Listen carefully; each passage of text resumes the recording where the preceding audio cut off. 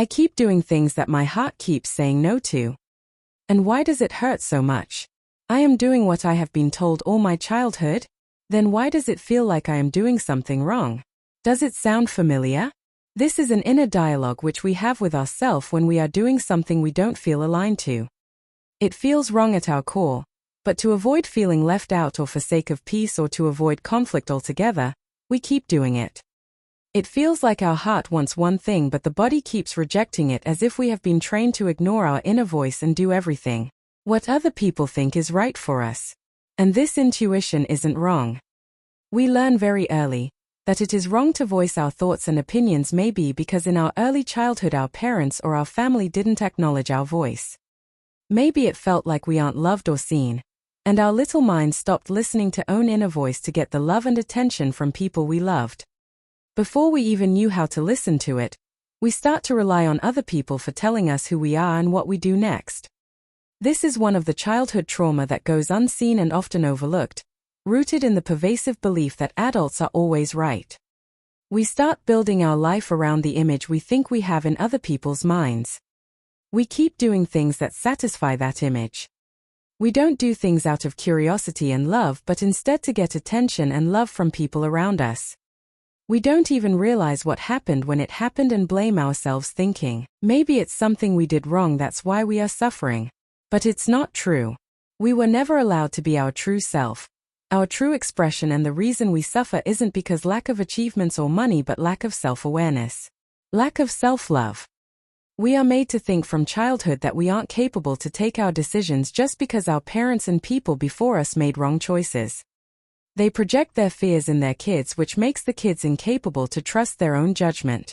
However, this isn't about blaming our parents and family of what they did but actually understanding their standpoint and freeing ourselves from the limiting beliefs we have had since childhood. It is about understanding that what they did is because of their own trauma. We don't need to fix it for them or carry it with us all our life. Instead, we should be the one who end this generational trauma and live a life our parents never had chance to live. So now we come to the purpose of the whole video. After knowing and understanding all that we went through or maybe are still struggling with, how can we overcome this generational trauma and feeling stuck, despite doing everything? How to heal our inner child and how to let go, and how to start our healing journey. It's not easy to do so. I know. Many of the people who are watching this video to find solution because they are tired of trying.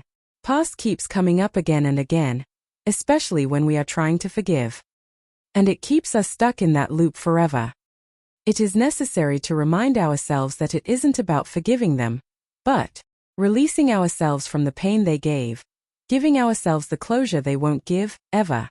Now, before we go further for the steps that will definitely help you start your healing journey, I need you to keep one thing in mind. It's not about a step or a solution we can take and expect everything to fall into place. It is not about doing more, but releasing the need to do anything. We don't do anything to fix what was never broken. We are moving forward with forgiveness in our heart and hope for a better future. Step 1.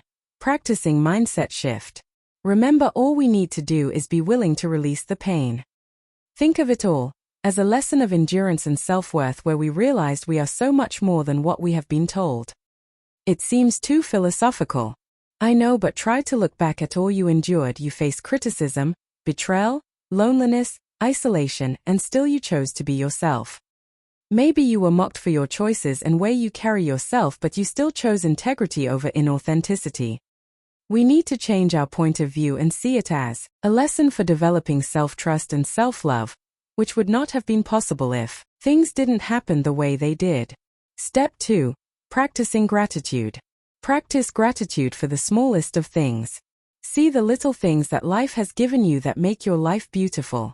Start writing a journal every day, even if it's a single sentence.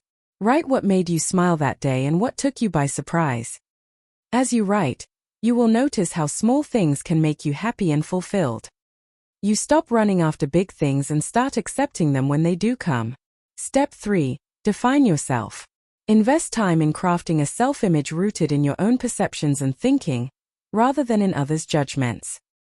It shouldn't be a point where we do realize everything but still see it as a burden or pain beyond healing. It should be the time where we get ourselves back up, take steps, and do what needs to be done.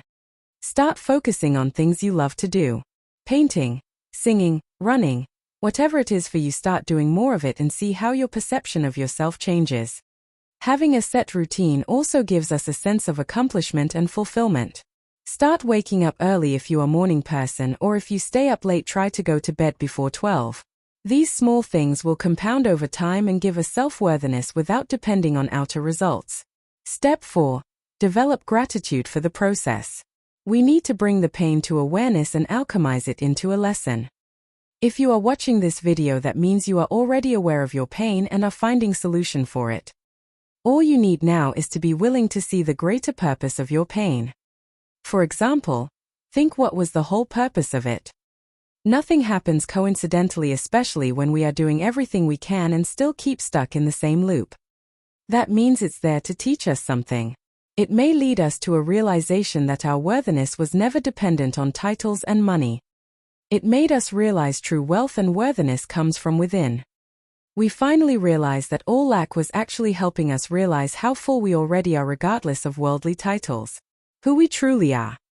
We can start seeking our own truth instead of our worth from outer achievements and recognition. Find things that you love. It doesn't have to be about a hobby, but actual things you like. Whether you like playing in snow, or you are more of a beach person, or you are into sports, or maybe you like to spend time at home.